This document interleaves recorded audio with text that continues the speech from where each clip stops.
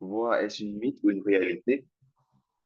Est-ce que c'est un mythe ou une réalité? Et nous allons en parler avec aujourd'hui autour de notre table, Monsieur Sylvestre Onana, expert en intelligence artificielle, Yvan Wetedem Tsafak, qui est développeur full stack, et Monsieur Tanguep Freddy, ICT manager. Bonsoir à chacun d'entre vous, Sylvestre, Yvan et Freddy. Bonjour et merci de nous faire l'honneur d'être présents tout au long de ce webinaire. Bonjour à vous. Oui, bonjour, Eddy Christian. Bonjour à tout le monde, à tous les panélistes. Bien le... Bonjour. Et voilà, Freddy. Oui, bien le bonjour à tout le monde. C'est un plaisir pour moi d'être présent.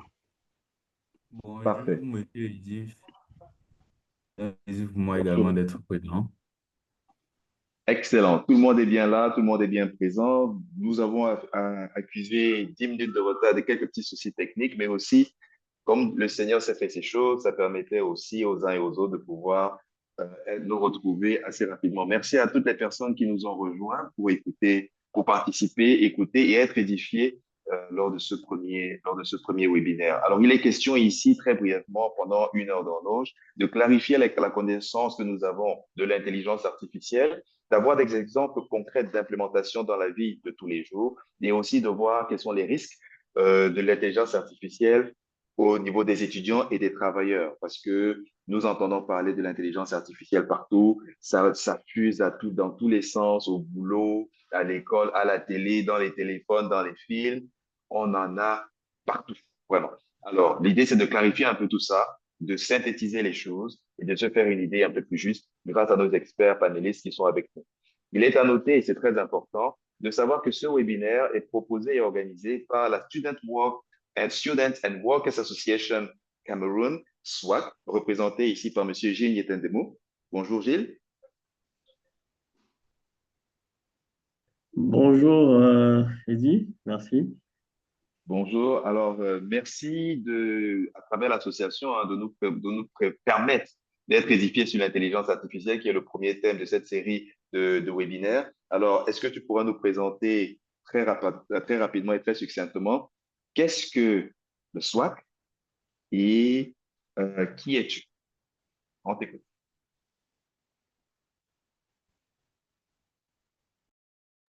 Merci de m'avoir passé la parole, Eddy. Alors, je vais juste te redire, moi c'est Gilles Giraud, président du SWAC, Student and Workers Association of Cameroon. Et bienvenue encore à ce webinaire qui va nous permettre de démystifier l'intelligence artificielle avec tous nos experts. Alors, le SWOT, comme vous l'écoutez en anglais, c'est du Student and Workers. Ça nous permet de refaire les liens avec les étudiants, nous qui sommes les professionnels. Parce qu'aujourd'hui, on a constaté que les professionnels et les étudiants ne cadrent pas vraiment avec ce qui se fait généralement en entreprise. Donc, vers ce premier pas, nous aimons, via cette association, d'essayer de partager avec eux. Déjà, on commence par des séances de webinaire et peut-être ça sera en présentiel pour essayer vraiment de créer cette grosse communauté que nous avons entre étudiants et professeurs et professionnels. Merci. Merci beaucoup, Gilles, et j'espère que c'est un peu clair pour tout le monde. Permettre aux professionnels, aux experts qui sont devant, de pouvoir tenir la main aux jeunes étudiants pour qu'ils puissent se frayer un chemin dans le monde du travail. J'espère que j'ai synthétisé, résumé les propos de Gilles. Je passe sous ton contrôle. Ouais, ouais, c'est ça. Merci bien. D'accord. Alors, sans plus attendre, nous allons donc commencer avec la première question, la question la plus simple et la plus basique. Vous parlez d'un sujet, il faut le connaître. Et qui de mieux que l'expert du domaine pour répondre à cette première question? Sylvestre, déjà, succinctement, si tu peux te présenter rapidement et ensuite répondre à la question toute simple. Qu'est-ce que l'IA, l'intelligence artificielle? Moi, la première fois que j'ai vraiment entendu parler de ça, c'était dans Terminator 2. J'ai vu comment après, à la fin, les robots ont commencé à tuer tout le monde, ça pétait dans tous les sens. Franchement, ça m'a un peu fait peur. Qui es-tu, Sylvestre? rapidement et qu'est-ce que l'intelligence artificielle? Ok, bonjour Eddy, une fois de plus. Bonjour une fois de plus à tous les participants à ce webinaire. Comme vous l'avez souligné, je suis un expert sur les questions qui traitent de l'intelligence artificielle. Je le suis de par ma formation académique parce que je justifie d'une double diplomation, à savoir un diplôme d'ingénieur de conception en informatique et également un master recherche en mathématiques appliquées, option probabilité statistique. Donc, c'est fort donc de ce profil académique que j'ai pu développer des compétences fondamentales pour la data science, c'est-à-dire l'analyse des données, si vous voulez, la science des données, pardon, et l'intelligence artificielle. Sur le plan de mes expériences professionnelles, j'ai tour à tour travaillé au Fonds national de l'emploi en tant que développeur d'applications pour la mise en place d'un ERP et qui devait en fait traiter tout le processus de prise en charge des demandeurs d'emploi. Ensuite, j'ai intégré le secteur des télécoms, MTN Cameroun et l'un des partenaires de MTN à l'international, à savoir DT One, dont j'y ai officié au sein de l'équipe Business Intelligence en tant que senior data scientist et je m'occupais des analyses de données et également spécialement des questions qui traitaient de la gouvernance des données. Et aussi, il fallait concevoir des tableaux de bord sur des outils comme Power BI et autres. Donc, voilà mon profil. Aujourd'hui, je suis au Collège de Paris en tant qu'enseignant. J'enseigne l'intelligence artificielle au Collège de Paris, à Caisse informatique précisément. Et là-bas aussi, j'ai comment dire, des responsabilités sur le plan administratif, puisque je suis sous-directeur là-bas, en charge des activités académiques et pédagogiques. Et parallèlement à tout ce que j'ai dit, je suis le promoteur du cabinet Epsilon IA, donc c'est un cabinet qui propose ses services dans le domaine de l'intelligence artificielle. Donc, j'étais un peu long, désolé, mais Ça permet de confirmer l'expertise de l'expert dans le domaine. Ça, c'est sûr. ok, donc maintenant, pour revenir à la question, votre question est certes basique, mais j'ai l'impression que la définition de l'intelligence artificielle mérite d'abord d'aborder un certain nombre de notions pour être sûr qu'on est sur la même longueur d'onde. Donc, vous conviendrez donc avec moi qu'on parle d'intelligence artificielle. Il y a d'abord le mot intelligence, à savoir l'intelligence, si on peut dire naturelle. Donc, il faut d'abord déjà définir l'intelligence naturelle et ensuite maintenant voir en quoi l'intelligence artificielle, à quel niveau ça intervient. Donc, l'intelligence artificielle, l'intelligence, comme on le définit, on définit l'intelligence aussi, l'intelligence comme, comment dire, la capacité, les capacités cognitives. Allô? Oui, oui, Allô? on te suit très bien. Ok, Vas-y. d'accord. J'ai eu l'impression, moi, que c'était coupé. Donc, l'intelligence est la capacité cognitive d'apprendre, de déduire des informations et de reconnaître des motifs répétitifs, de résoudre des problèmes et surtout de prendre des décisions. Donc, il faut bien souligner ces derniers points, surtout de prendre des décisions. Pourquoi ce point est assez important? Il est assez important à cause aussi des travaux, ou du moins des conclusions des travaux de Darwin, qui disait jadis que l'espèce dans un environnement hostile qui survit le plus longuement possible, ce n'est pas nécessairement l'espèce la plus forte, mais c'est l'espèce la plus adaptable, donc celle qui s'adapte le plus au changement. Alors, si on s'adapte au changement du reste dans un environnement hostile, c'est bien parce que de manière successive, on fait des bons choix, on prend des bonnes décisions. Et donc, ça veut dire que si on prend des bons choix, on prend des bonnes décisions, ça veut dire que derrière, on est outillé pour à chaque fois être capable de prendre la meilleure décision possible. Donc, c'est donc à ce niveau-là qu'on se rend donc compte que l'humain, c'est-à-dire l'homme au cours de sa vie, se retrouve généralement dans une situation où il doit prendre les décisions en situation d'incertitude. Genre, je souhaite prendre une décision tout de suite, mais je ne suis pas capable de connaître précisément si la décision que je prends est bonne et Et après, quel serait l'impact de la décision que je m'apprête à prendre? Donc, face à donc, tout ça, ça met donc l'homme dans une situation difficile. La prise de décision, c'est une situation anxiogène pour l'homme. Alors, donc, qu'est-ce qu'on fait donc dans ce cas? On a donc tendance, parce qu'il y a des travaux qui ont été menés par certains, un monsieur, de certains prix Nobel, et ces travaux ont pu établir que l'homme n'est pas suffisamment outillé pour prendre des décisions parce qu'il y a des notions de probabilité qu'il ne maîtrise pas. Donc, c'est donc pour ces raisons donc, on a au niveau de l'intelligence artificielle, on essaie donc de transférer à une machine, de transférer à l'intelligence artificielle le poids de la prise de décision, c'est-à-dire le fardeau de la prise de décision, parce qu'on estime que sur la base de certains calculs, une intelligence artificielle sera donc plus à même, en fait, de prendre ces décisions-là que l'humain, ou du moins peut accompagner l'humain dans cette prise de décision. Donc, c'est en fait ça le principe derrière l'intelligence artificielle. Donc, ça veut dire que l'intelligence artificielle, donc, c'est justement on met en place donc tout un mécanisme qui part de la collecte de données jusqu'à la prise de décision éclairée sans que l'humain n'intervienne. Donc, ça veut dire qu'il accompagne donc l'humain dans cette prise de décision-là. Voilà déjà d'emblée ce qu'on peut dire à propos de ce que nous pouvons dire à propos de l'intelligence artificielle. Au fil des échanges, on pourrait apporter d'autres précisions en cas de besoin.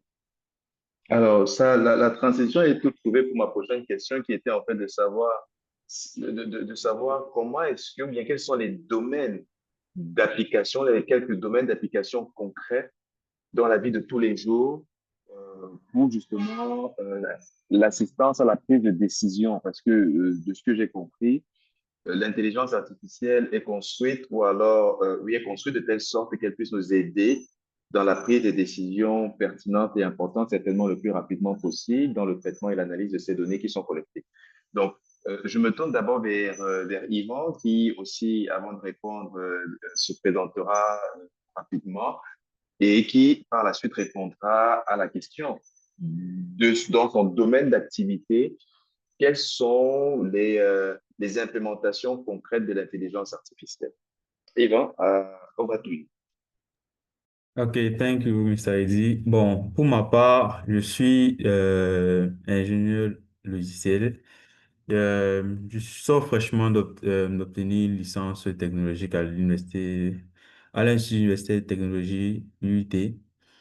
J'ai également eu la chance de faire une formation offerte par la Croisade Silicon Valley, une entreprise basée à la Silicon Valley aux États-Unis, et ce qui m'a permis d'avoir des certifications reconnues mondialement dans le domaine du full stack.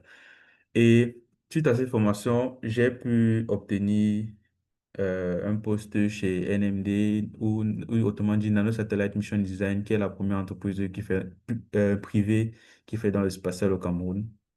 Et je suis également consultant pour Mansa, qui est une fintech basée au Cameroun également. Bon, pour répondre à votre question qui portait sur les applications concrètes de l'IA, donc de mon expérience, il y en a plusieurs et il y en a énormément, mais les plus utilisés actuellement que nous remarquons, ce sont les IA génératives, c'est-à-dire les IA qui permettent de générer du texte, qui permet qui permet de générer des audios, des images, etc. Mais avec comment on va dire, avec mon expérience et tous les projets sur lesquels j'ai pu travailler, je me rends compte que l'IA peut faire beaucoup plus que cela. Ça peut nous permettre de faire, comment dire, des décisions avisées en fonction des données qu'on l'on le fournit. Par exemple, un de mes projets dont je suis le plus fier, c'est un ERP qui a pour but d'aider tout dirigeant d'entreprise à surveiller, à faire le tracking comment dire, de sa situation financière et, et de l'état de ses stocks de façon fluide et sans qu'il n'ait besoin de manipuler beaucoup de data. Donc, nous, pour ce projet, on a utilisé une approche un peu, comment dire, un peu innovante où l'on connecte directement un modèle dit un LLM, comme on a tendance à les appeler, ou Large Language Model. On les connecte directement à la base de données de l'utilisateur et grâce à ça, on fournit directement toutes les informations de cette personne-là au modèle de langage et grâce à son analyse, il permettra d'avoir une vue d'ensemble sans avoir à trop fouiller excessivement les données, trier. Bon, en fait, tout ce qu'un data analyst devrait faire normalement. Lui, il se charge de faire tout cela et nous donne des suggestions réfléchies et des plans d'action clairs pour pouvoir, comment dire, déjà il nous permet déjà d'identifier les problèmes et nous donne des plans d'action clairs pour pouvoir résoudre ces problèmes-là. Donc, c'était un peu le cas le plus palpable que j'ai eu à, à rencontrer ou à, comment dire, où j'ai eu à mettre en place un LLM pour m'aider vraiment à résoudre un problème concret. Je ne sais pas si j'ai pu répondre à la question. Parfaitement, parfaitement. Et c'est vrai que ça fait du sens parce que c'est justement au niveau basique. Voilà. La deuxième partie de la réponse était vraiment très technique par rapport à ton domaine d'activité. Et dans la Oui. vie courante, c'est clair que beaucoup de gens utilisent plus pour les textes, les images, les vidéos, etc. Et c'est même très souvent ce qui est utilisé pour faire les démonstrations de la puissance, bien de l'évolution de la puissance euh, de l'intelligence artificielle dans un domaine professionnel pour un chef d'entreprise, pouvoir gérer son business, avoir des données précises et pouvoir anticiper. C'est aussi un accompagnement qui, on se dit souvent, bon, les Oui. experts ou alors des consultants le font souvent avec peut-être des directeurs commerciaux, des DAF, etc. Mais ça permet déjà clairement d'avoir une bonne appréciation de ton côté. Je vais maintenant me tourner vers Freddy, euh, poser la même question, hein, de son point de vue, de par son domaine d'activité et pour compléter ce que Yvan nous a déjà donné comme élément de réponse, quels sont les domaines d'application de l'intelligence artificielle? Réponse à donner après une brève présentation. Freddy, à toi le. Ok, merci de m'avoir passé la parole. Je suis Freddy Roland Tanguep. Je suis à la base ingénieur de conception des télécommunications. Je suis également titulaire d'un master international en administration des affaires. J'ai été pendant près de 7 ans le directeur national technique des opérations réseau pour Nextel, Cameroun, qui a malheureusement fermé. Aujourd'hui, je suis ICT manager pour le Comité international de la Croix-Rouge de Genève, représentation pour l'Afrique centrale. Euh, Vous allez m'excuser, je ne vais pas directement répondre à la question parce que pour moi, nous sommes ici pour démystifier l'IA et les experts ont répondu avec les mots des experts. Mais maintenant, je me mets dans la peau du Camerounais ou bien de l'individu lambda qui nous écoute à travers ce webinaire. Je vais descendre très bas, je vais aller terre à terre. Je vais par exemple faire comprendre l'IA d'une autre façon parce que les thèmes qu'on a utilisés sont encore un peu plus complexes pour certaines personnes, je me dis, à mon avis. Donc, pour ça, je dirais par exemple qu'on s'imagine, essayons un peu de nous imaginer comme étant un commerçant du marché Mokolo ou bien du marché Vombi qui vend les vivres frais à Yaoundé. Et avec le temps, on se rend compte, par exemple, que les vivres frais, le plantain se vend mieux le week-end. Les ananas, les fruits se vendent mieux à la fin du mois. Et les légumes se vendent plus au début du mois. Vous voyez, avec cette expérience-là, on a développé une sorte d'intelligence basée sur nos propres expériences, n'est-ce pas, qui nous permet de savoir à quel moment il faut vendre quoi et à qui. Et donc, l'IA donc est simplement la même chose, mais à une échelle beaucoup plus grande. C'est-à-dire qu'au lieu de se baser sur l'expérience individuelle, l'IA va prendre les expériences, n'est-ce pas, de plusieurs Bayam Salam comme ça, des milliers de Bayam Salam au Cameroun ou bien à Yaoundé, et ainsi pouvoir être capable, par exemple, de répondre à tout Bayam Salam qui lui pose la question, par exemple, pour dire qu'est-ce que je peux vendre à cette période-ci dans tel marché et je m'en sors facilement. Donc, voilà pour moi un peu une application terre-à-terre basique de l'IA. Donc, l'IA est simplement, je peux dire que c'est simplement la capacité d'une machine intelligente à imiter l'intelligence humaine pour résoudre les problèmes à partir d'une analyse de plusieurs données, de nombreuses données. Aussi simplement que ça. Et donc, pour chuter à la question, l'application de l'IA aujourd'hui n'est plus à démontrer. Dans l'agriculture, on utilise l'IA déjà. Il y a les pays qui le font, qui sont déjà avancés. Par exemple, pour la gestion des arrosages, avec les sondes automatisées qui permettent de savoir le taux d'humidité du sol et déclencher l'arrosage automatique. Ça s'utilise aujourd'hui dans la médecine, avec l'analyse des tests de laboratoire automatisés pour donner les conclusions sur les maladies après analyse des tests. Ça s'utilise un peu de partout. Donc, l'IA est partout aujourd'hui. Donc, voilà ce que je pourrais dire basiquement. Merci. Merci beaucoup, Freddy. Merci beaucoup, Freddy. Et je pense que ramener ça terre à terre au niveau de la vendeuse de marché à Mokolo ou à Mopi, ça permet aussi de comprendre un peu mieux justement que l'intelligence artificielle, c'est pas juste pour les domaines technologiques, mais c'est aussi pour effectivement la vie courante, la vie de tous les jours, la vie simplifiée, même les personnes qui ne sont pas forcément du domaine technologique peuvent utiliser l'intelligence artificielle. Alors, monsieur l'expert Sylvestre, je me tourne maintenant vers toi pour savoir aussi quels autres domaines d'application de la vie de tous les jours pour essayer de suivre le chemin tracé par Freddy tout à l'heure. Donc, pour moi, qui suis un Camerounais lambda, l'intelligence artificielle peut me servir à quoi concrètement dans ma vie? Ok, merci une fois de plus, Eddy Christian, pour la question. L'intelligence artificielle, comme l'a souligné ceux qui ont pris la parole avant moi à propos des applications, l'intelligence aujourd'hui artificielle, c'est dans tous les secteurs d'activité, que ce soit dans le domaine, dans le trafic routier, l'énergie, la santé, l'éducation, la sécurité, ainsi de suite.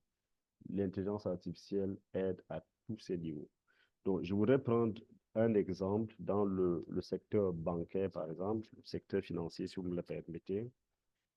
Considérons un gestionnaire de crédit qui a en face de lui même une Bayam Salam, comme on a pris l'exemple, ou une PME qui a besoin d'un crédit peut-être de 10 millions. Ils ont besoin de ces crédits-là pour peut-être développer leurs activités ou réaliser un quelconque projet. Mais le problème qui se pose au moment où la personne sollicite le crédit, il n'est pas inscrit sur son front qu'il est un client crédible ou pas. Il n'est pas inscrit sur son front s'il est doté de mauvaises intentions ou pas. On n'a pas la possibilité de le savoir.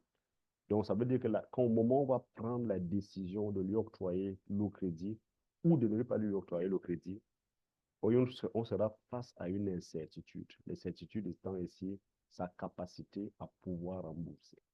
Donc, ça, c'est un problème. Donc, ça fait donc que l'intelligence artificielle dans ce secteur peut aider les experts dans le domaine bancaire en disant, OK, celui qui a demandé le crédit ici, de par son profil, la probabilité pour qu'il rembourse le crédit à terme, sans qu'on on ait à activer le contentieux, est peut-être de 80%. Alors, si tel est le cas, l'entreprise va nous dire, OK, on a à 80%, est-ce qu'on court le risque ou pas? Donc, à ce moment, donc, comment dire, l'intelligence artificielle accompagne le gestionnaire de crédit dans la prise de décision dans un contexte d'incertitude. Ça, c'est un premier cas de figure. Dans le secteur des télécoms, on assiste souvent à des désabonnements d'abonnés, c'est-à-dire qu'un abonné a sa puce peut-être MTN ou Orange, et du jour au lendemain, peut-être consécutivement à la mauvaise qualité du service ou pour toute autre raison, il décide de se déconnecter. Alors, l'objectif donc justement de l'intelligence artificielle, c'est de mettre en place des modèles qui vont permettre de détecter parfois plusieurs mois à l'avance qu'un abonné lambda envisage quitter la boîte. Donc, ça veut dire que si nous sommes par exemple comme nous sommes au mois de septembre, et qu'il envisage quitter MTN Cameroun ou Orange peut-être d'ici le mois de janvier, février, on doit être en mesure de les détecter aujourd'hui. Pourquoi? Parce qu'on considère qu'un abonné qui quitte, à la base, il émet d'abord des signaux faibles. Il a émis des signaux faibles et que l'IA permet de capter. Et une fois qu'on a capté ces signaux faibles-là, on va prendre des mesures en liaison avec le département marketing pour approcher le client en question et essayer de comprendre quels sont les désagréments qu'il a pu connaître dans l'utilisation des produits et services de l'entreprise. Donc, ça, c'est un cas aussi. Donc, ces études-là au niveau du secteur des télécoms, c'est également transposable, encore une fois, au secteur bancaire, où les gens ont des comptes et du jour au lendemain, un compte entre en dormance. C'est-à-dire qu'il n'utilise plus son compte pour faire des transactions et ça, c'est pas bon pour les indicateurs de la banque. Donc, c'est des choses qu'il faut aussi être en mesure de détecter à l'avance à travers le comportement des clients, ainsi de suite. Donc, il y a pas mal de choses. Il y a donc, même dans le secteur de la santé, aujourd'hui, l'intelligence artificielle aide au diagnostic médical. Donc, c'est-à-dire, idem dans l'énergie, dans le domaine de l'énergie, il faut prédire, par exemple, les demandes en termes d'énergie. Nous avons eu beaucoup de problèmes avec Eneo. Parmi les multiples problèmes qu'on avait, Eneo, il y a des problèmes peut-être liés au financement, mais il y a aussi peut-être aussi notre incapacité à prédire des années à l'avance quel est le nombre de kilowatts dont on aura besoin dans chaque localité, ainsi de suite. Une fois qu'on connaît ça, on serait donc outillé pour dimensionner le réseau électrique et savoir donc quels sont les levées de fonds, du moins comment est-ce qu'on peut faire un montage financier pour solliciter les fonds auprès des institutions bancaires internationales afin de régler cette problématique-là. Donc, c'est dire qu'aujourd'hui, quel que soit le secteur d'activité dans lequel on se retrouve, il est difficile de ne pas avoir affaire à l'IA. Donc, c'est ce que je peux dire sans être exhaustif. Il y a tellement d'exemples qu'on peut prendre. D'accord. Alors, c'est vraiment le champ d'application, donc, il est vraiment large, mais avec autant de choses qui sont dites. Bon, moi, je suis quelqu'un de la vieille école, je réfléchis à l'ancienne. Ma prochaine question serait donc de savoir, est-ce qu'il n'y aurait pas des risques, en fait? Ça nous accompagne, ça nous aide, ça nous facilite, mais est-ce qu'il n'y aurait pas donc des revers à utiliser l'intelligence artificielle partout, n'importe comment, dans tous les sens, euh, vraiment dans tous les domaines possibles et imaginables? Est-ce que l'intelligence artificielle n'est pas donc appelée à remplacer le cerveau humain et nous, on s'abandonne ou bien on abandonne nos décisions à cela ou alors nos prévisions? Je voudrais déjà me tourner vers Yvan pour savoir, pour l'étudiant particulièrement, cette question, si je me tourne sur le sujet de l'étudiant, quels peuvent être les revers ou les dérives pour un étudiant qui utiliserait l'intelligence artificielle? Merci, monsieur Eddy. Très, très, très, très bonne question. Bon, euh, actuellement, je suis mentor dans un programme appelé WeCode 237, lancé par l'université GFN. Et cette question aussi me ramène vraiment à mon expérience actuelle que je suis en train de vivre avec la formation et les différents étudiants. On remarque que, comme c'est une formation basée sur le code, je remarque beaucoup que les étudiants ne veulent plus réfléchir par eux-mêmes. Beaucoup préfèrent juste prompter leurs problèmes et lorsqu'ils obtiennent les solutions, pour la plupart, n'essayent même pas de comprendre ce qui a été fait, ce qu'il y a pu proposer. Ils copient, ils collent et ça marche, ils sont contents. Donc, pour moi, ça, c'est le point le plus sombre de l'IA parce que c'est en train de former une génération de nouveaux étudiants qui, je n'ai pas peur de le dire, qui ne réfléchissent pas. Il est inconcevable qu'on donne un exercice à un étudiant, il le fait, il vous le restitue. Mais lorsque vous lui posez une question qui est supposément simple et basique de cet exercice-là, il n'est pas capable, il n'est pas en mesure de vous restituer cette notion-là. Donc, pour moi, c'est vraiment, vraiment le côté le plus noir de l'IA sur, l'impact le plus noir de l'IA sur l'étudiant. Parce que déjà, ça va ralentir ses capacités cognitives, vu qu'il ne va plus stimuler son cerveau pour réaliser les différents exercices qui lui seront demandés de traiter. ça sera difficile pour lui de restituer le savoir qu'il aura acquis, puisque ça sera l'IA qui aura fait tout le stress. Même si on connaît tout ça, même si vous obtenez la réponse directement et que vous l'assimilez, ce n'est pas la même capacité de rétention que vous aurez si vous avez trimé ou vous avez vraiment exercé votre cerveau à traiter cet exercice-là.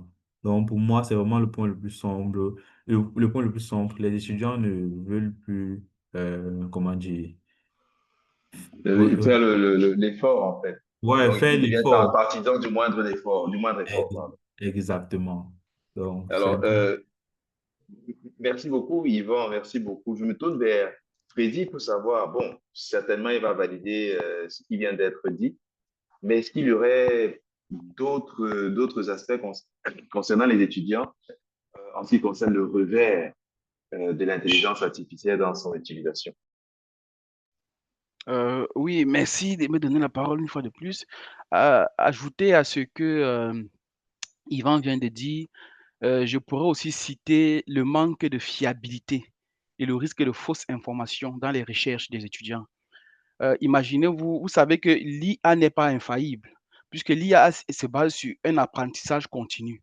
Et donc, dans le jargon, on dit souvent que l'IA peut arriver à halluciner. Donc, c'est-à-dire inventer des faits, des citations, par exemple, des références Alors, lors Freddy, des recherches. sans vouloir te Oui. couper, il y a quelques jours, j'en parlais même avec G, il y a un rapport qui disait que le taux de, pas de fake news, mais d'informations erronées générées par intelligence artificielle a quasiment doublé entre l'année dernière, entre 2024 et 2025. Donc, juste pour corréler un peu ce que tu es en train de dire. Exactement. Donc, le danger qu'on court, c'est cela, la fiabilité et le risque de fausses informations. Imaginez-vous un seul instant qu'un étudiant, pour son mémoire de recherche de fin de cycle, par exemple, aille demander les références d'une citation qu'il a dans son travail à l'IA. L'IA invente un truc, pond un truc comme ça et lui donne, et génère un truc en API style, il colle dans son devoir dans son travail sans jamais vérifier l'information et ça s'avère que c'est fausse. Et qu'on ait comme ça une ou deux, trois citations avec des références qui n'existent nulle part parce que l'étudiant n'a pas pris le soin de vérifier. Donc ça, c'est aussi un gros risque pour les étudiants, pour ma part. Et à côté de cela aussi, comme Yvan l'a déjà dit, il y a aussi le fait de perdre l'esprit critique. Donc, je peux qualifier ça de paresse intellectuelle. Donc, les étudiants aujourd'hui peuvent devenir, dirais-je, pas trop curieux. Donc, du coup, quand l'IA a pondu le code, comme Yvan dit, lui, il copie le code, il colle, il ne cherche pas à comprendre le pourquoi l'IA a utilisé telle méthode, pourquoi l'IA, en fait, il ne remet pas en question. Et or, l'étudiant est celui-là qui doit avoir cette pensée critique-là, n'est-ce pas, pour pouvoir comprendre à fond tous les éléments de son domaine à lui, de son domaine de compétences. Donc, imaginez-vous d'avoir un étudiant qui a fini un cycle d'ingénieur, par exemple. Il dit qu'il est ingénieur, je ne sais pas moi, il prend un truc bête, ingénieur génie civil, et il ne connaît pas les calculs de structure, les formules, mais il arrive sur le terrain, il est coincé le jour où il n'y a pas l'IA. Il fait comment? Donc, c'est tout ça. On peut ajouter à ce que Yvan a dit, ces deux phénomènes-là. Merci. Merci beaucoup, Freddy. Merci encore à Yvan aussi. Je me tourne vers Sylvestre. Je suppose que bon, là, je vais un peu euh, tuner ma question. C'est cette question aussi sur les revers de l'intelligence artificielle par rapport aux étudiants. Je crois que c'est Freddy ou Yvan qui disait que, et cela a été confirmé un peu plus tôt par toi lors de la définition de l'intelligence artificielle et de son mécanisme, son fonctionnement. L'intelligence artificielle se base sur une collecte de données, donc sur un apprentissage.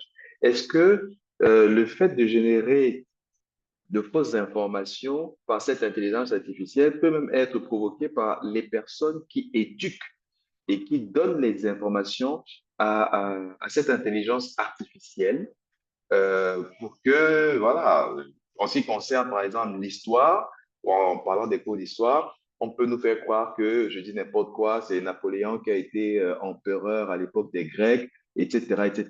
Donc, ceux qui fournissent, est-ce que ça peut être intentionnel de faire en sorte que l'intelligence artificielle utilise de mauvaises sources données par des personnes mal intentionnées pour justement générer des informations fausses et désorienter les étudiants qui veulent s'en servir.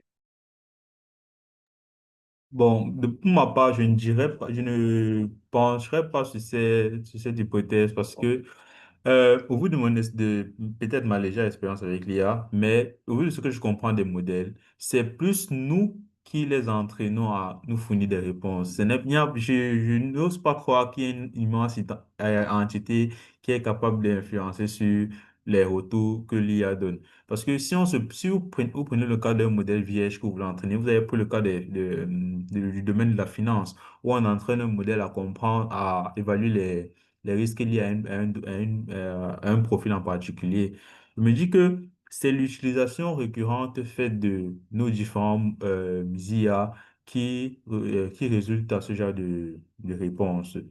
Donc, je ne pense pas qu'il y ait une entité vraiment qui est derrière tout ça et bon, et qui influence dans ce genre de réponse. Vous savez, nous sommes déjà près de plus de 100 personnes, plus de 100 millions de personnes qui utilisent l'IA, chacun avec sa façon différente de le faire, et chacun injecte le type de données qu'il souhaite bien injecter. Donc, l'IA fait juste le tri et nous renvoie la meilleure réponse selon son raisonnement. Ben, selon la requête qui a été aussi donnée par l'utilisateur. Oui, exactement. C'est pour ça que vous allez vous rendre compte qu'un expert dans un domaine, lorsqu'il prompte, il a de fortes chances d'obtenir des résultats plus précis, plus nets qu'un profane du domaine. C'est pour ça Alors, que pour ceux qui ne savent pas prompt, juste pour petite parenthèse, pour ceux qui ne savent pas prompt, ça veut dire émettre une requête auprès de l'IA. l'intelligence artificielle. Ok. Oui, oui, tu peux terminer, Sylvain. Ok, oui, Eddy Christian, merci une fois, merci pour cette autre question. Euh, il va de soi que lorsqu'un étudiant sait que les résultats de toutes ces questions sont à portée de main, ça va forcément atrophier son esprit critique, comme l'a souligné les autres. Donc, il est difficile de demander à un étudiant de continuer à faire des recherches, rester motivé, s'il sait qu'il suffit de solliciter l'intelligence artificielle, de lui faire un prompt et avoir la réponse. Donc ça, c'est d'abord déjà un premier problème qu'on a avec l'IA. Donc avec l'IA et à côté de l'IA, tout ce qu'on a comme appareils, c'est-à-dire les téléphones et les applications comme les TikTok, ainsi de suite, dans le domaine de l'enseignement, on a deux problèmes. Problème de l'IA et on perd également l'attention des apprenants. C'est-à-dire que les apprenants ne sont plus aussi attentifs qu'ils le pouvaient être par le passé. Par contre, l'autre panéliste a dit tout à l'heure que les IA collectent les informations. Évidemment, c'est-à-dire que tout le monde peut créer une page web et il écrit ce qu'il veut sur la page web en question. Et lorsque l'IA va donc faire les collectes, parce que quelqu'un a initié une requête, l'IA va collecter les informations un peu partout, mais n'aura pas toujours la capacité de questionner la véracité de ce qui est écrit sur ces sites-là. Ça, c'est le premier problème. Donc, ça veut dire que je lance une recherche et chacun, n'importe qui peut avoir une page, là, il a écrit ce qu'il veut, il a donné sa pensée, l'IA récupère, et moi, je vais prendre ça comme étant vrai, alors que ce n'est pas forcément le cas. Donc ça, c'est l'un premier problème. Et le deuxième problème, où je suis tout à fait lié avec Eddy Christian, c'est que les puissances occidentales qui ont aujourd'hui des produits comme ChatGPT, Gemini et tout, s'il y a une course pour avoir la meilleure application possible, c'est aussi parce qu'ils veulent contrôler le narratif. C'est-à-dire que si vous faites une recherche, par exemple, comme on dit, sur les indépendances des pays africains, on souhaite autant que possible que ce qu'on vous dit, que ce soit ce que nous, on aimerait que vous sachiez. Vous voyez un peu vous voyez un peu? Donc, ça fait que les gens aujourd'hui, quand ils veulent faire des recherches, ils ne vont plus dans les librairies, essayer de chercher des documents, essayer d'acheter des anciens livres et tout. On va directement sur ChatGPT ou sur Gemini ou sur tout autre, ou DeepSeek, on tape Et sauf que là-bas, on a beau expliquer qu'il va fouiller dans les différents sites pour récupérer les informations et les collecter, mais il ne faut pas perdre de vue que derrière, quand même, il y a un objectif qui est sournois. On ne va pas forcément l'afficher, mais c'est de contrôler aussi ce qu'on vous diffuse comme information à travers ces outils-là. Donc, je partage complètement l'avis ou bien les appréhensions d'Eddie Christian sur le sujet. merci beaucoup Sylvestre. Maintenant, je reste avec toi, hein, Sylvestre, pour maintenant regarder. Là, on parlait des étudiants, mais maintenant, quels sont les risques maintenant pour les travailleurs?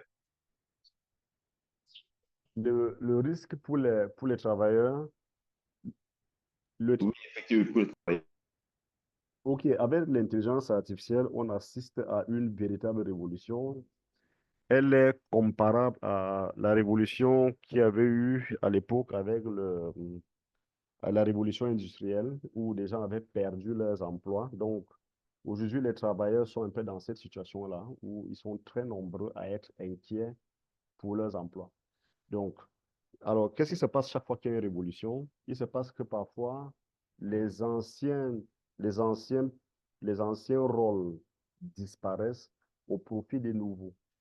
Vous voyez, si on revient peut-être une dizaine ou une quinzaine d'années en arrière, il y a plusieurs profils qu'on a aujourd'hui qu'on n'avait pas par le passé. Aujourd'hui, il y a des gens qui vous disent que leur spécialité, c'est le prompt engineering. Il y a moins de 5 ans, on ne parlait pas du prompt engineering. Donc, ça veut dire que le travailleur doit rester sans cesse, il doit faire une veille aussi à son niveau. Ça veut dire que si je suis informaticien, par exemple, je dois essayer de faire aussi la veille dans mon domaine, voir un peu quelles sont les tendances dans mon domaine, quelle est la direction, qu'est-ce que l'IA propose dans mon domaine, pour qu'à chaque fois je me réajuste. Parce que si je m'endors sur mes lauriers disant, OK, je justifie de telle qualification en informatique ou bien en statistique, je risque fort de me retrouver du jour au lendemain en train d'être remplacé par une IA. Donc, l'IA remplace plus facilement ceux qui ont les compétences de base, c'est-à-dire les compétences qui sont assez évidentes. Mais dès lors que vos compétences sont pointues dans votre domaine, vous utilisez plutôt avantageusement ces IA-là pour être encore plus performant. Donc, ceux qui n'utilisent pas l'IA, ceux qui ne cherchent pas à savoir ce qui se passe derrière les IA, c'est eux qui courent plus le risque d'être remplacés. Donc, par contre, ceux qui approfondissent leurs travaux au quotidien et qui souvent associent un peu l'IA, mais intelligemment dans le cadre de leurs travaux, ils, ils vont remplacer en fait, ou du moins vont mettre à l'éteignoir si je peux, si vous pouvez me permettre l'expression, les paresseux. Oui, pardon. Moi, j'ai une question quand même rapidement par rapport à ça, mais tout le monde n'est pas appelé à avoir des connaissances techniques pointues ou à maîtriser l'outil informatique, justement. Est-ce que ce ne serait pas dans ce sens?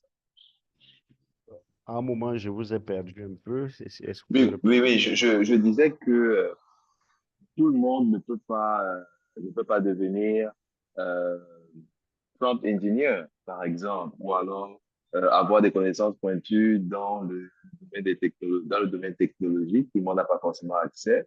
La population étant galopante, c'est entre guillemets, je vais pas dire une élite, mais peut-être 2-3% de la population. La grande majorité sont plus sur des fonctions ou sur des postes basiques. Justement, ceux qui sont appelés à être remplacés, comme vous dites. Bon, oui, il n'y a pas que il n'y a pas que les spécialistes de l'IT qui courent le risque d'être remplacés. Ça ne concerne pas seulement l'IT. Même dans le domaine de la médecine, où aujourd'hui, il y a des IA qui aident, par exemple, le diagnostic médical, on l'a dit.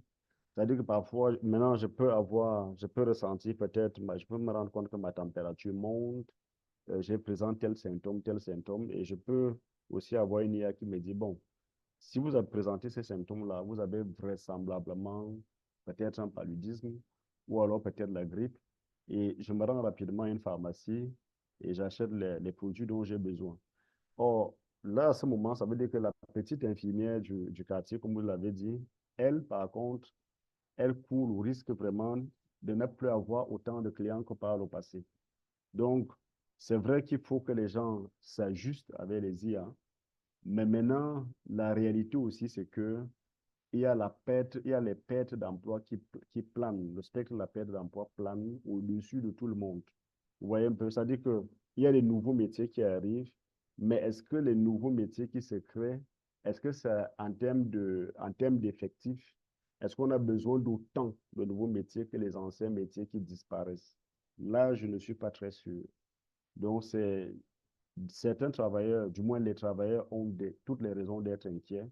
Et c'est pour cette raison que je dis, si on a toutes les raisons d'être inquiet, il vaut mieux, autant que possible, chercher toujours à savoir qu'est-ce que l'IA fait, qu'est-ce que l'IA apporte dans mon domaine à moi. Combien de personnes les téléphones aujourd'hui, quand on met les études, les statistiques qui sont publiées par le ministère des Télécoms au Cameroun, par exemple, plus de 90% des gens ont des téléphones et parmi eux, on a une bonne proportion qui ont des smartphones, qui font des recherches. Donc, ils font des recherches à longueur de journée sur des choses qui parfois sont des ludiques. Mais quand il s'agit de dire, OK, je suis infirmière, qu'est-ce que je peux faire? Est-ce que je peux faire des recherches? En quoi est-ce que l'IA peut m'aider dans mon domaine? On ne le fait pas.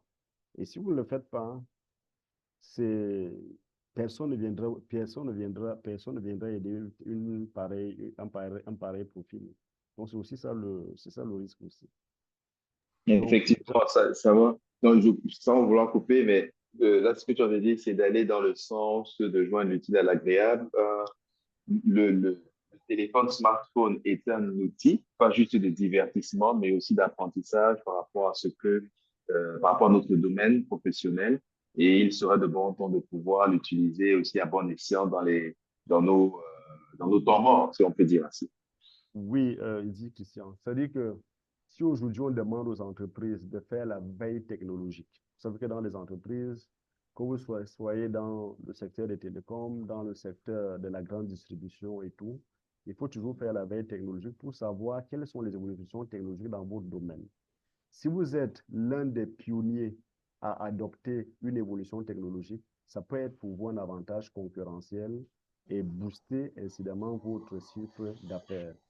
Mais par contre, si vous restez en retrait et chaque fois que vous venez adopter une technologie, c'est quand tout le monde l'a déjà adopté, ça ne sera jamais un avantage concurrentiel pour vous. Et le risque même, c'est que si les autres l'adoptent avant vous, ils vont prendre ils vont rogner vos parts de marché et vous pourriez vous retrouver en difficulté. Cela était vrai il y a quelques années pour les entreprises qui doivent continuer à faire la veille la veille technologique. Mais cette veille technologique aussi se transfère désormais même à l'échelle de l'individu. C'est-à-dire que même l'individu aussi, à son niveau, de nos jours, doit faire une petite veille technologique. C'est-à-dire que dans mon domaine, par exemple, j'essaie toujours à chaque fois de me dire, OK, il paraît qu'il y a une nouvelle IA qui est sortie. Qu'est-ce qu'elle fait? Alors, si il ne faut pas que je reste et continue à travailler dans certains domaines, mettre l'accent là-dessus, alors qu'il y a une IA qui fait déjà ce travail-là plus facilement. Je ne sais pas, vous voyez un peu Non, je vois très bien, effectivement. le Merci beaucoup, mélange. Sylvestre. OK. Oui, alors, juste pour chuter alors rapidement, avant qu'on se tourne vers Freddy et Yvan.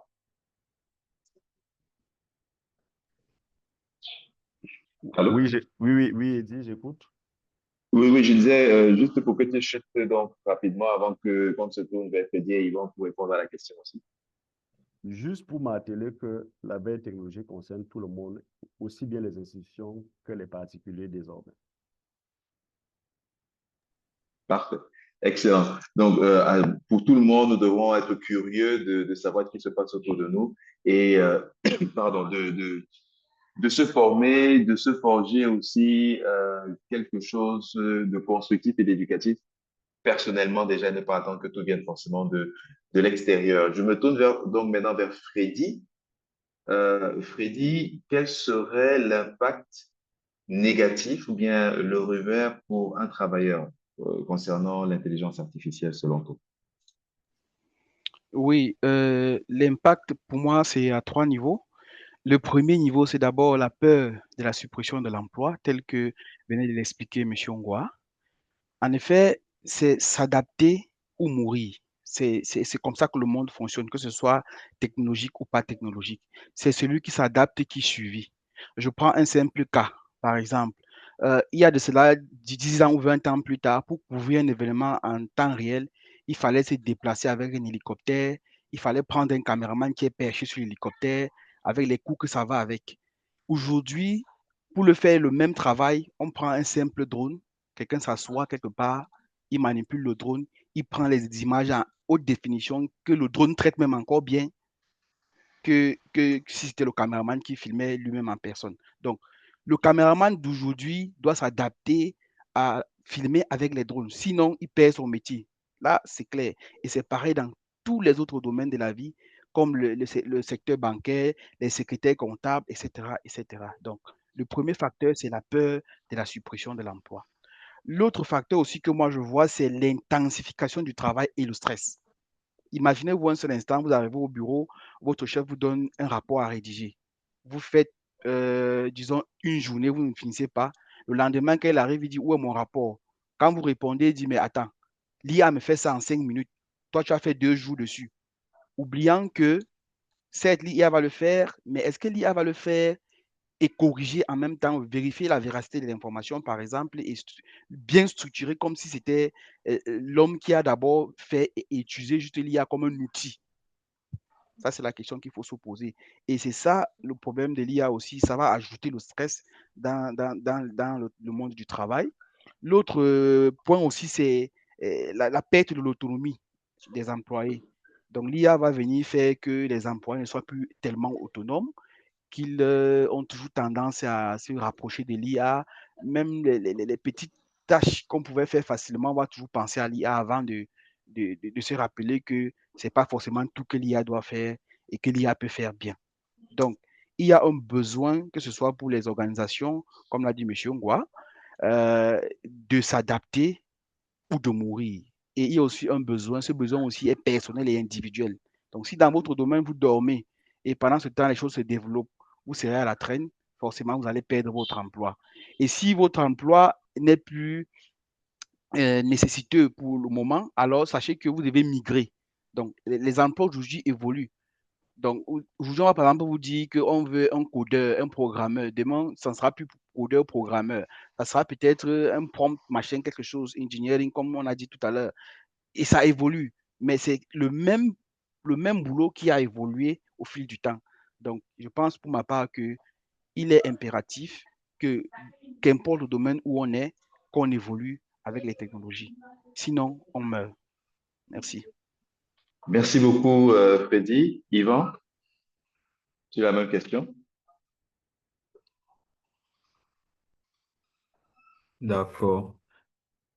Bon, pour moi, il y a deux principales menaces pour les travailleurs.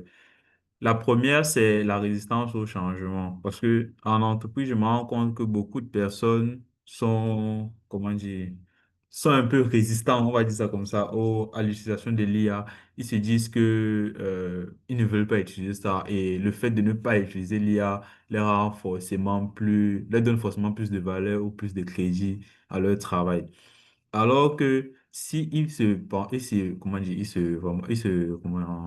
il s'adaptait, il prenait pleine conscience et pleine capacité de ce que l'IA peut leur permettre de faire, ça leur permettrait d'avoir des performances, je dis ça comme ça, 10 fois ou voire même peut-être 100 fois plus meilleures que ce qu'ils Utile arrivent à avec fournir l'IA, oui. actuellement. Donc, c'est un peu ça que je remarque en entreprise, les travailleurs qui ont énormément peur de ce changement-là. Et aussi, le deuxième point, c'est la réadaptation. Comme M. Ngwala dit, les métiers sont en train de changer. Énormément de métiers, certes, certains même utiles, vont disparaître à cause ou grâce à l'IA. Et beaucoup de personnes sont un peu frileux comment dire, à faire la reconversion. Mais cette reconversion-là, que les gens le veuillent ou non, elle doit se faire. Donc, pour moi, les travailleurs d'aujourd'hui qui se trouvent dans les métiers qui ne sont pas forcément qui ne sont pas forcément directement affectés par l'IA, devraient fortement se pencher sur la question, essayer d'acquérir le minimum de compétences requis dans ce domaine-là pour pouvoir un jour, si l'occasion se présente, pivoter vers un domaine qui est lié ou qui utilise l'IA pour rapidement avancer. Donc, pour moi, ces deux axes-là, le premier, la rétention ou la raideur à utiliser l'IA, et le deuxième, l'apprentissage et, comment dire, la mise à niveau à tout ce qui concerne l'IA.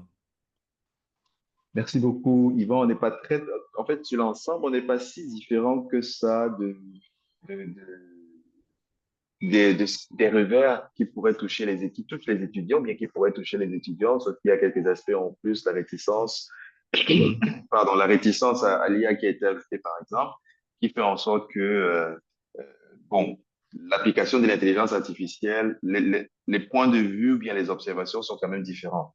Maintenant, je reste avec toi, Yvan, pour clôturer, hein, pour nous acheminons en ce moment vers la fin de notre webinaire.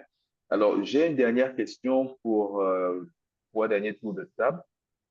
Quel est, selon toi, pour toi, hein, le conseil, deux, trois conseils d'utilisation maximum que tu pourrais donner à toute personne qui aimerait euh, mettre la main sur l'intelligence artificielle? Bon, déjà, avec la venue d'Internet, il y a plusieurs possibilités et il y a énormément d'accès aux outils IA. Ce que je pourrais conseiller à quelqu'un qui, même s'il ne connaît pas l'IA, c'est déjà de se former aux outils IA qui sont existants, de prendre pleinement connaissance de toutes les possibilités qui sont offertes par l'IA. Je vais prendre du domaine du graphisme. Je prends juste le domaine du graphisme, par exemple. Nombreux d'entre nous, ici, panélistes ou participants, ont souvent besoin de visuels. Ils font généralement appel aux graphistes et aux designers, etc. Pourtant, il y a tellement d'outils ultra puissants sur le net qui permettent de faire des visuels beaux et captivants. Donc, ça, ce n'est qu'un exemple. Donc, je vais inciter tout un chacun à vraiment se documenter, savoir quel est le dernier outil IA qui est sorti, qu'est-ce qui permet de faire. Ne pas être, comment dire, rigide à l'utilisation de ces outils-là. Ne pas se sentir mal non plus à utiliser ces outils-là. Vraiment se documenter, savoir les outils qui nous permettent de booster notre productivité.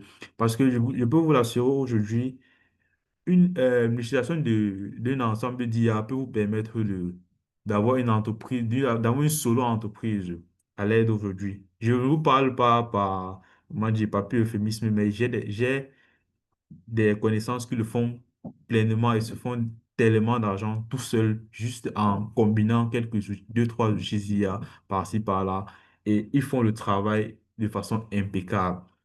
La personne lambda ne pourrait même pas différencier le fait que ce soit une IA qui ait fait ce travail ou des personnes normales. Donc, j'inciterais vraiment n'importe qui à se documenter sur les IA. Et l'avantage même qu'on a avec les IA, c'est que ça ne nécessite pas vraiment de compétences techniques pour les utiliser.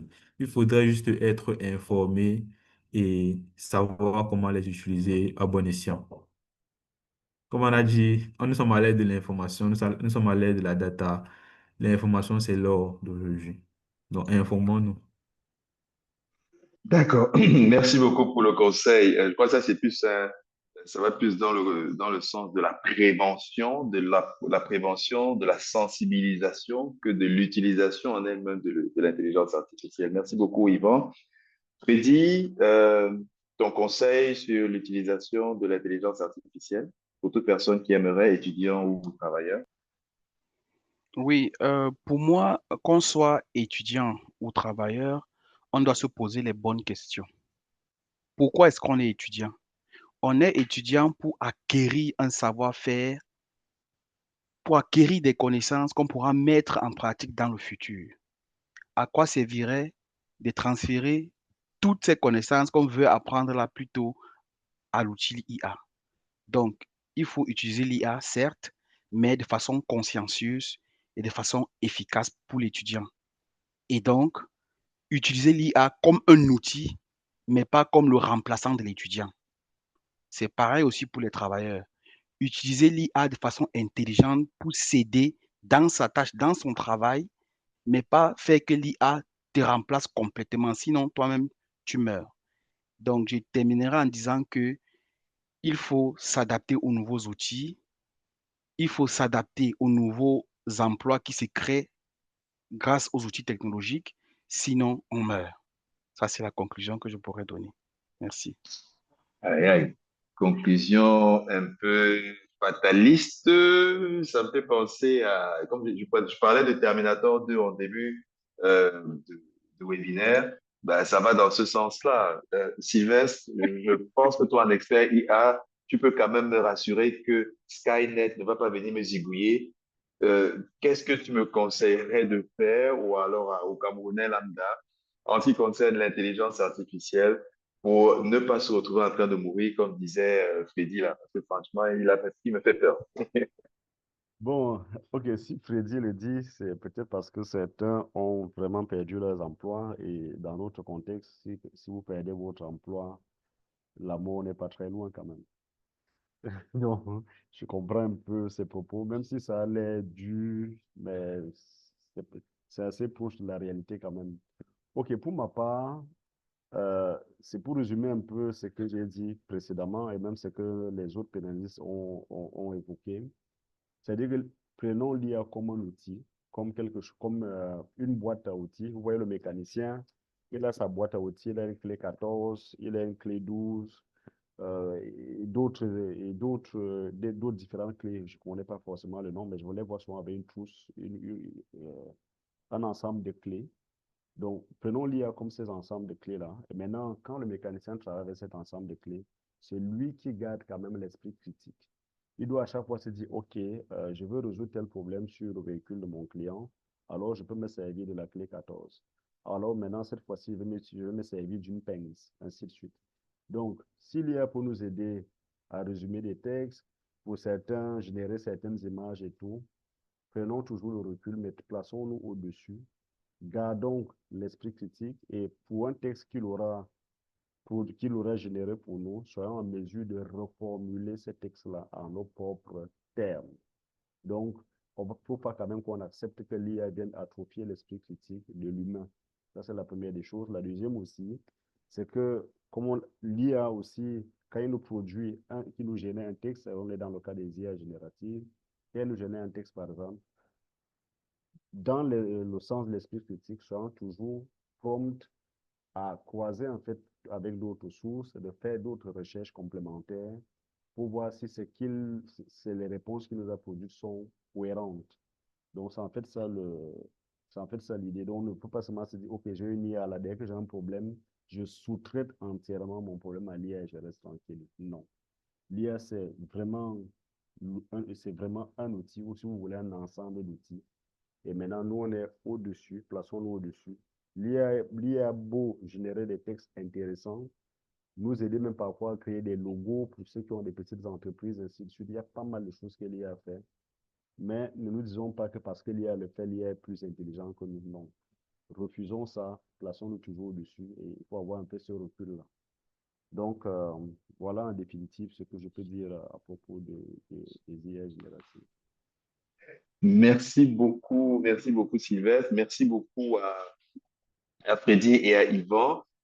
Pour résumer, sur ce premier webinaire, il était question de savoir, de connaître, bien déjà d'apprendre à apprivoiser, à connaître ce que c'est que l'intelligence artificielle. Sylvestre, qui est expert en intelligence artificielle, nous a, d'entrée de jeu, dit que l'intelligence artificielle, en fait, l'ensemble des outils qui sont mis à disposition, ensemble des outils technologiques mis à disposition qui est mis à notre disposition pour nous aider à prendre les meilleures décisions et analyser le plus rapidement possible les données, justement dans l'optique de prendre les meilleures décisions. Et il nous a un peu expliqué le principe de fonctionnement avec la collecte de données, l'analyse de ces données et des propositions de solutions pour nous permettre d'avancer dans nos prises de décision stratégiques. Au niveau des domaines d'application, nous avons vu qu'il y avait à la fois, pour quelqu'un qui est dans un marché, savoir quoi vendre, quand vendre, à quelle période, pour un chef d'entreprise, de pouvoir générer des visuels, des affiches, des logos, pour les étudiants, par exemple, leur permettre trouver des informations supplémentaires qu'il ne pouvait pas avoir, pour un travailleur d'être un peu plus organisé, de pouvoir vérifier ou bien planifier, anticiper sur le long terme avec des informations, des forecasts, comme on dit en anglais. Donc, anticiper sur la rétention de clients qui pourraient, pour des entreprises, par exemple, dans le domaine avec des abonnés, télécoms et autres, ou les banques, dans l'analyse des crédits, l'anticipation sur le retrait de certains clients. Maintenant, en ce qui concerne les réserves, concernant les étudiants, il a été dit par nos panélistes experts, Yvan, Freddy et Sylvestre, que l'utilisation de l'intelligence artificielle pourrait réduire, réduire, voire même créer la perte de l'esprit critique des étudiants parce que la fiabilité n'y est plus. On a évoqué à un moment donné le fait que la baisse de fiabilité a augmenté, donc la mise à disposition d'informations fausses par les intelligences artificielles ont quasiment doublé entre 2024 et 2025. Justement, le fait aussi que cela affaiblisse, pardon, les étudiants intellectuellement, la perte d'attention, le manque de stimulation du cerveau et aussi le manque d'appropriation du travail restitué. Concernant les travailleurs, de manière globale, c'était que les risques, c'est que ça peut susciter une pression supplémentaire pour le salarié ou pour l'employé qui va voir ses performances ou bien la durée d'exécution des travaux ou des tâches qui lui sont confiées comparé à l'exécution de l'intelligence artificielle. Le fait de voir que les travaux ou bien les postes ou les fonctions basiques se retrouvent perdus si jamais on n'a pas le réflexe de s'adapter au niveau technologique. On a aussi parlé de la facilité que l'on pourrait avoir, un peu comme pour les étudiants, restituer un travail sans toutefois le vérifier. Mais bon, pour dire entre autres les différents éléments que nous avons présentés à ce niveau. Et maintenant, en termes de conseil d'utilisation, ce qui ressort, c'est de toujours vérifier les informations que nous avons, c'est de savoir quoi utiliser, de se renseigner sur ce qui sort, sur les mises à jour, de se mettre à la page des intelligences artificielles et de leur capacité, de leur fonctionnalité, afin de ne pas être largué et de ne pas perdre son boulot. Je pense avoir suffisamment résumé notre webinaire. Chers panélistes experts, est-ce que j'ai manqué quelque chose? Un dernier mot peut-être? Pour moi, tout y est de façon globale, hein, tout y est. Merci. Merci, Freddy. Yvan, Sylvestre? Oui, je pense que le résumé est assez fidèle et qu'il traduit bien tout ce qu'on a, tous les points qu'on a abordés. Excellent. Yvan? Oui, pour moi, je suis très d'accord avec le résumé. Bravo à vous. Merci beaucoup. Excellent. Alors, c'est vrai que nous avons débordé de l'heure que nous avions prévue pour le webinaire, mais cela montre que c'était quand même assez intéressant. Nous allons ouvrir, disons, 5-10 minutes de questions-réponses pour vous permettre à vous, chers auditeurs, chers participants qui avaient été là avec nous depuis le début, de nous poser quelques questions. Vous allez juste vous lever la main et on vous accorde la parole. Vous posez votre question et un de nos panélistes répond rapidement. Qui aimerait commencer?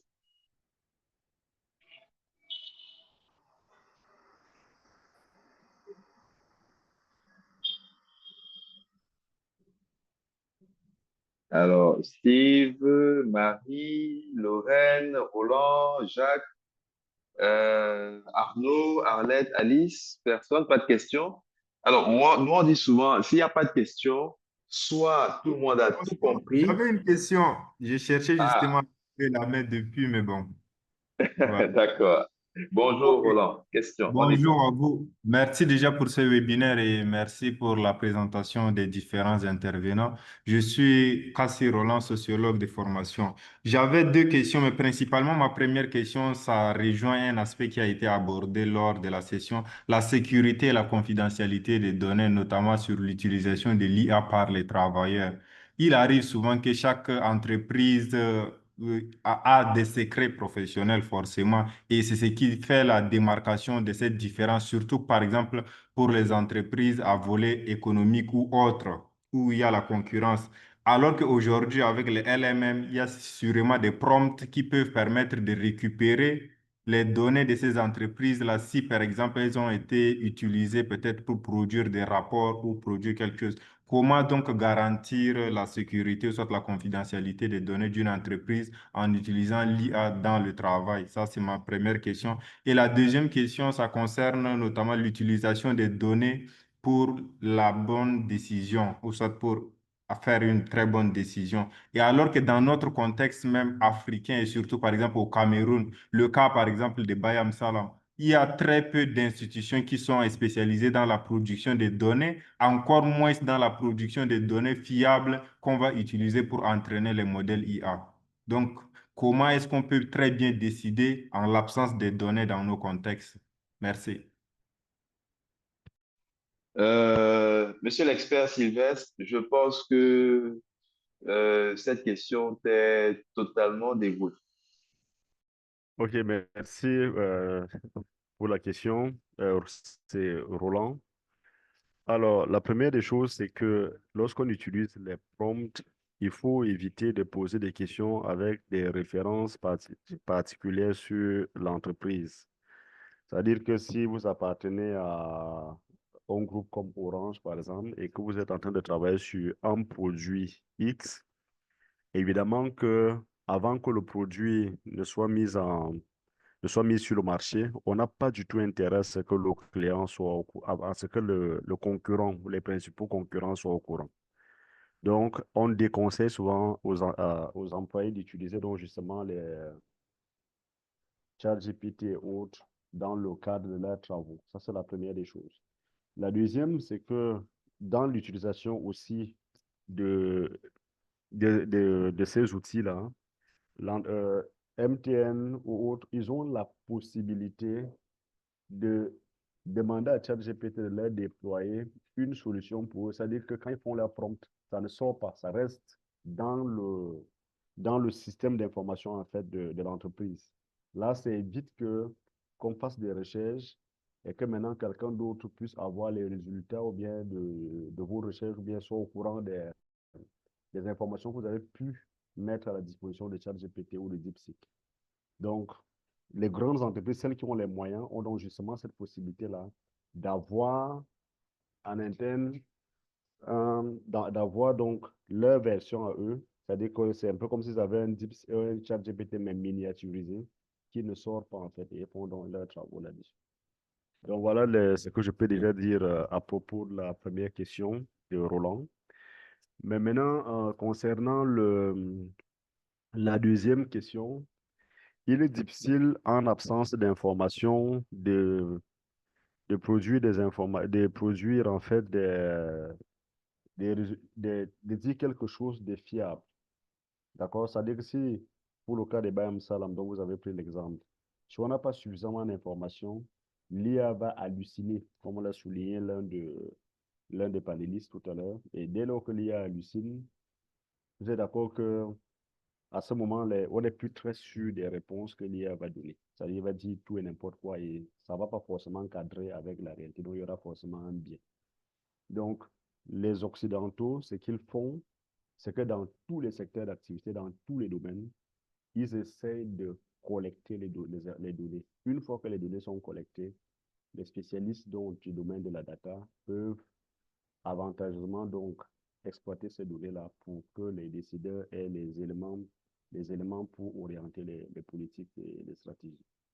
Donc voilà ce que je peux déjà dire d'emblée à Roland. Maintenant, si Freddy ou Yvan, s'ils ont des compléments d'information, la parole est à qui veut la prendre. D'accord. J'aimerais ajouter un élément sur la première question de Roland. Bon, non, dans un cas pratique de notre contexte camerounais, il est très possible d'avoir un modèle de langage ou dit un chat GPT hébergé de façon locale. Vous entendez souvent des LLM qui sont dits open source, etc., comme c'est le cas pour DeepSeek. il est très facilement possible pour une entreprise qui possède les ressources physiques pour héberger ces différentes solutions-là, de juste télécharger, par exemple, DeepSeek et l'héberger sur leur propre serveur, ce qui garantit la sécurité de leurs informations, comme c'était votre principale inquiétude. Donc, c'est quelque chose qui est très, très faisable et qui est même énorme, qui est en train d'être énormément fait. C'est un marché euh, que notre entreprise NMD attaque beaucoup. Nous mettons en place des serveurs privés pour héberger des LLM pour des entreprises à différents buts. Donc, c'est un peu ça. C'est quelque chose qui est très, très possible et qui est actuellement fait. Merci beaucoup à tous. On prend la question de Marie-Claire. Je sais qu'il y a des impératifs pour les uns et les autres vu le temps. On a vraiment dépassé. On prend la question de Marie-Claire. Ensuite, on se tourne vers Gilles pour un dernier mot avant de se séparer. Et Marie-Claire, bienvenue. On t'écoute. D'accord, merci pour la parole donnée. Bonjour tout le monde. Déjà, je tiens à féliciter tous les différents intervenants pour leur brillante présentation lors des questions posées. Donc, alors, moi, je suis Marie-Claire Chama, je suis prévisionniste climatique, si je peux dire ainsi. Et tout à l'heure, Monsieur Onanangwa a parlé de la gouvernance des données. Et c'est important parce que dans le domaine que je fais, les changements climatiques, puisqu'on a parlé des différentes applications de l'IA aujourd'hui, qui s'appliquent dans tous les secteurs d'activité. Alors, j'aimerais revenir dans mon domaine qui est les prévisions météorologiques et climatiques. On a souvent un problème de données qui se pose lorsqu'on fait nos prévisions. Par exemple, les changements climatiques, on va dire, on étudie la variabilité de certains paramètres sur 10 ans. Et il peut y arriver qu'il y ait manque de données. Donc, est-ce que avec les IA génératives qu'on a aujourd'hui, on pourrait compléter ces données-là et avoir et se dire qu'on peut faire des estimations ou bien avoir des prévisions qui se rapprochent un peu de la réalité? Donc, c'est un peu la question que je voulais poser concernant les...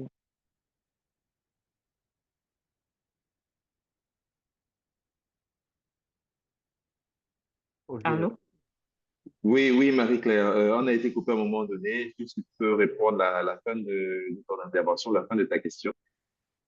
Oui, justement, je disais que on a souvent un souci de données qui se pose parce que sur le terrain, par exemple, on va nous dire, ça fait 30 ans, il y avait des stations météorologiques, par exemple, dans tout le Cameroun, mais on n'a pas vraiment, on n'a pas la disposition, on n'est pas à la disposition de ces données-là.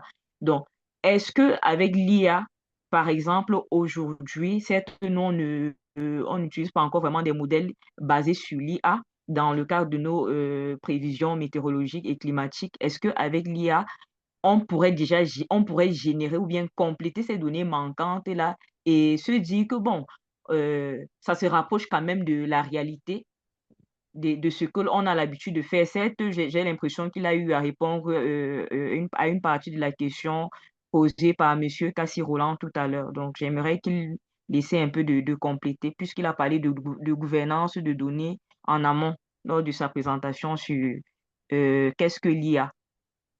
Ok, merci Marie-Claire pour la question. Là, vous posez un problème de données manquantes. Et quand vous parlez de données manquantes, vous n'êtes précisément pas dans l'IA parce que l'IA, c'est assez vaste, c'est assez vaste. Vous êtes dans un segment de l'IA, celui de l'analyse des données. Donc, vous êtes un peu dans le machine learning. Donc, avant d'appliquer les modèles qui vont permettre de prédire la météo, on doit s'assurer que toutes les données nécessaires à la prédiction de la météo sont disponibles. Et dès lors qu'on est dans une situation où toutes les données ne sont pas disponibles, on va donc procéder à l'imputation des données manquantes. Sauf que cette imputation-là, dans le cas spécifique de la météo, on ne va pas appliquer les méthodes qu'on a habituellement dans le machine learning classique. C'est des techniques d'interpolation. Bon, là, ça sera assez technique, puisque là, on ne parle pas d'IA générative dans le cadre de l'IA prédictive. Et à ce niveau-là, c'est plus la data science, l'analyse des données. Donc, il y a des techniques d'interpolation qui permettent de régler les problèmes de données manquantes dans le cadre des données météo. Il y a également les lissages exponentiels.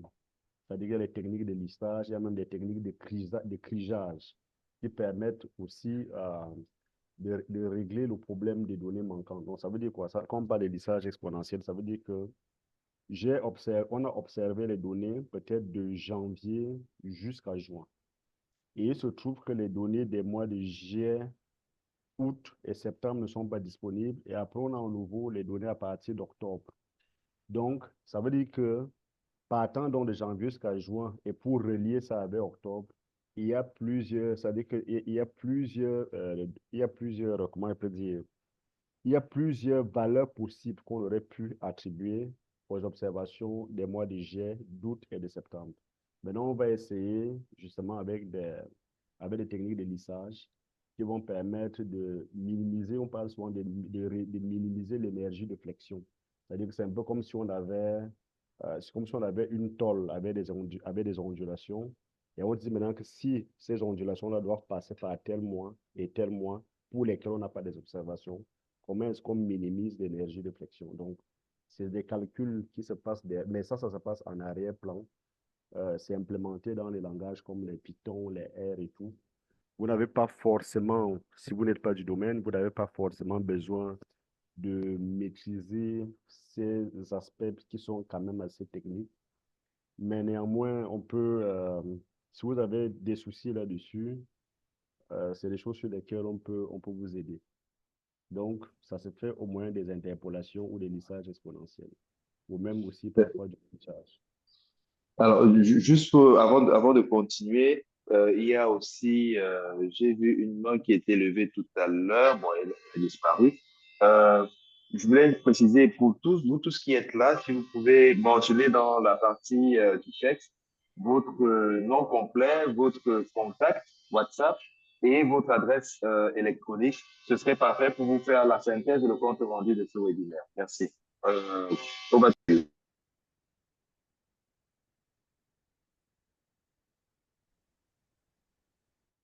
J'ai eu l'impression à un moment que quelqu'un d'autre avait un doigt levé.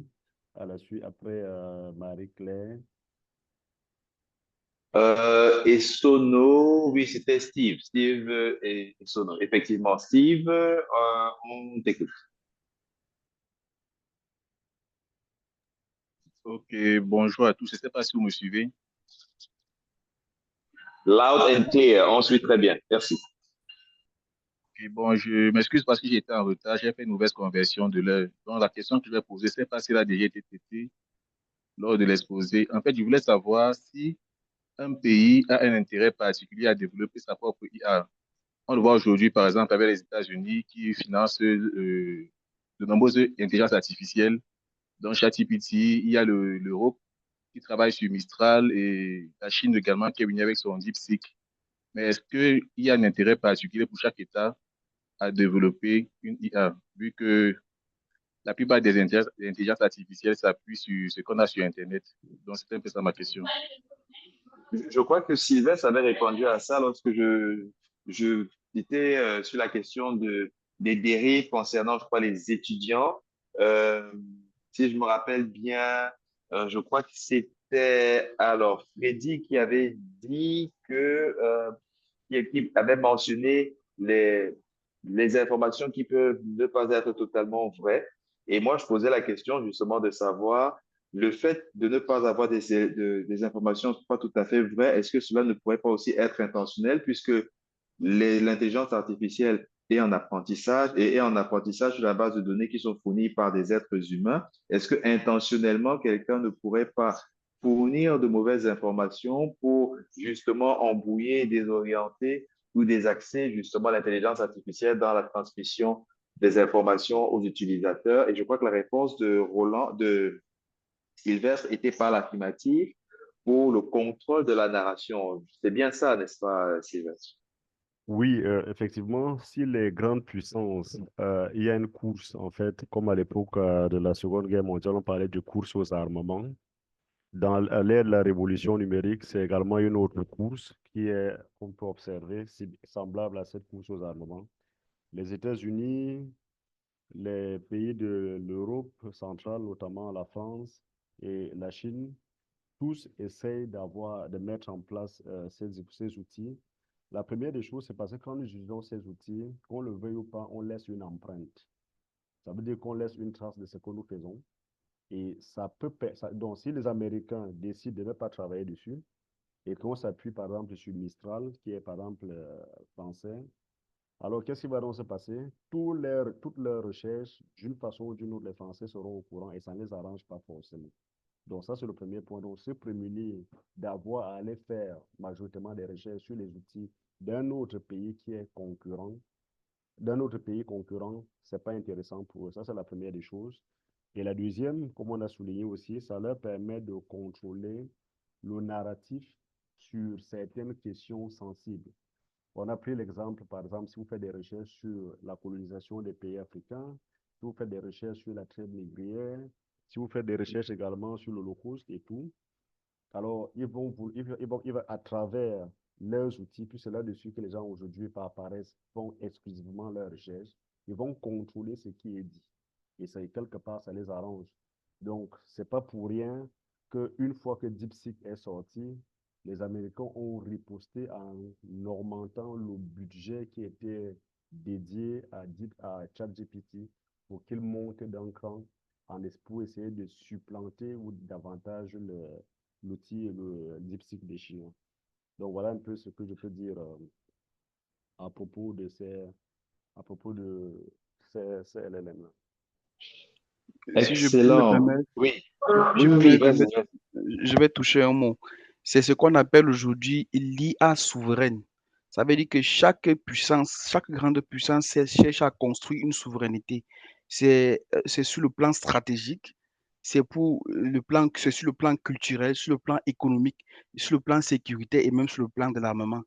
Tout pays ou toute puissance qui construit une IA souveraine a un certain contrôle et une certaine puissance. C'est la chasse à l'information, en fait. Donc, c'est pour compléter juste ce que M. Ngwa a dit. Merci. Excellent. Merci beaucoup. Merci Freddy, merci Sylvestre. Alors, Steve, j'espère qu'on a répondu à la question. J'espère aussi qu'on a répondu aux préoccupations des uns et des autres. Maintenant, laissez-nous vos contacts WhatsApp, pour qu'on puisse créer un groupe WhatsApp, répondre à d'autres questions plus en détail euh, sur la question, sur le sujet de l'intelligence artificielle, qui est un sujet passionnant et très ancré dans l'actualité. Ça, c'est un premier point, afin que nous puissions aussi vous communiquer les prochains webinaires de cette série qui concerne l'intelligence artificielle et en même temps, par mail aussi, vous contacter pour vous informer de tout ce qui se passe et des activités de l'association et laquelle association nous avons le président, Monsieur Gilles. Alors, Gilles, le mot de la fin pour toi. Euh, Tes impressions et surtout la suite du programme pour le reste de l'année. Euh, Merci à toutes et à tous pour votre présence et votre participation à ce premier webinaire. J'aimerais surtout revenir sur certains mots. Freddy Roland, que si on ne gère pas l'IA, on est mort. Et rhétorique, on est vraiment mort. Si on n'essaye pas de s'adapter à tout ce qui se prolonge pour l'avenir. Donc, déjà, pour les nouveaux, j'aimerais déjà aussi remercier les intervenants et ceux qui ont posé les questions. Et comme on a dit, nous sommes dans une longue série de webinaires. Donc, pour ceux qui n'ont pas compris ou bien aimeraient plus de détails, surtout l'intervention de Marie-Claire, qui est une intervention qu'on a... Moi, je n'avais pas pensé à la météorologie dans ces activités. Donc, vraiment, merci d'avoir assisté à ce webinaire. Et aux autres aussi. Donc, j'aimerais juste rappeler pour les nouveaux ce que le SWAC, déjà je rappelle juste, hein, pour ceux qui viennent d'arriver, que le SWAC est une association qui regroupe les étudiants et travailleurs. Soit que c'est genre Student and Workers Association of Cameroun, ça sonne mieux en anglais. Donc, nous sommes là pour accompagner les étudiants dans leur formation et leur insertion professionnelle.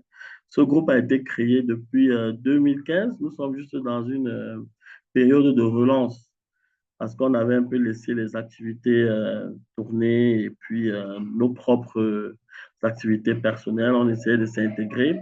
Donc, on a vu la difficulté, on a vu la manière que les travailleurs nous ont traités quand on était étudiants. Et on aimerait, via cette association, revenir sur certains détails et aider les jeunes, mais aussi soutenir les travailleurs, parce que dans le monde industriel, ou bien je connais plus le monde industriel, peut-être je ne me suis pas présenté, ingénieur en génie électrique, spécialisé dans l'automatisme industriel. Donc, on aimerait aussi soutenir les travailleurs dans ce sens-là, dans le sens où ils s'intègrent déjà à l'IA, parce que ce sont des adaptations, nous avons des experts qui sont là, et on aimerait peut-être aider ceux qui sont dans le monde industriel ou commercial à intégrer vivement ces solutions, non les prendre comme pour des, comme on a expliqué aujourd'hui, on avait des revers, on avait des bons côtés, et aussi surtout créer des passerelles solide entre le monde académique et le monde professionnel. Qu'est-ce que j'entends par académique? Des centres de formation. Professionnels, c'est nous, ceux qui travaillent déjà dans des boîtes et surtout des entrepreneurs. Donc, je pense que notre ambition est vraiment de bâtir une plateforme d'échange, de solidarité, d'innovation, capable de renforcer les capacités de notre jeunesse. Comme nous sommes là, vraiment vivement que on soit plus nombreux pour le prochain webinaire, qu'on fasse de bouche à oreille pour que ça sonne un peu et vous voyez tellement cet aspect de l'IA qui est intéressant. C'est ça donc qui nous permet de cogner cette porte qui paraît difficile. Donc, je vais surtout me retourner vers les panélistes. Sylvestre, qui est un expert en intelligence artificielle, pour moi, hein, c'est un expert. Le reste de sa présentation, je ne vais pas le prendre comme ça, mais pour moi, c'est l'expert idéal. Mais aussi, c'est un promoteur de jeunes. Il a une structure qui gère la formation et le suivi des jeunes aussi, qui est très intéressant dans un partenariat avec le SWAT. Donc, peut-être dans les prochains webinaires, il va vous présenter la structure. On a Yvan, c'est un tout jeune ingénieur logiciel, créateur de solutions numériques, qui aussi entre dans les solutions de l'IA. Il vous a parlé des manquements que ça fait face aux étudiants qui, pour eux aujourd'hui, ils n'attaquent pas directement les problèmes, ils préfèrent se retourner vers l'IA pour compenser.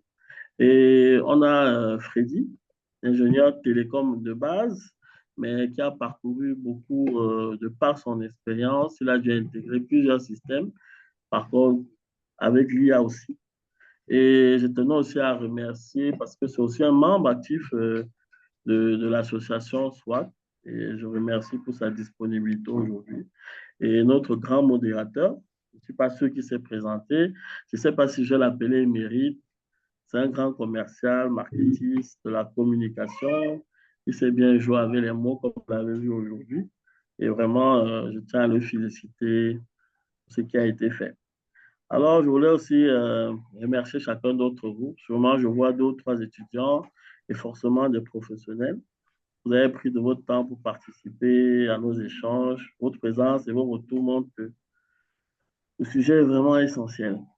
Et vivement à la prochaine, au prochain webinaire qui sera acté pour le 11 octobre, disons dans 2 semaines. Je ne sais pas si c'est une semaine, c'est 2 semaines. Donc, le thème sera confirmé parce qu'actuellement, je pense qu'on a essayé de débattre plus sur... on est quitté de la démystification, on est un peu entré dans la gestion de ce que c'est pour les travailleurs et de ce que c'est pour les étudiants. Mais j'espère que le prochain webinaire sera plus concentré sur les étudiants. Donc, le thème sera bien étudiants et intelligence artificielle. C'est un accélérateur ou un frein. Au-delà de la création du groupe, on partagera le titre, le thème du prochain webinaire et via vos questions, on essaiera de l'intégrer comme personne, comme d'autres questions durant le prochain webinaire. Alors, merci encore. Vive le SWAC et à très bientôt. Allez, Eddy, c'est à toi. Merci beaucoup, Gilles. Merci à tout le monde. On a eu 15 personnes qui nous ont visités, qui nous ont écoutés, 15 personnes hors panélistes.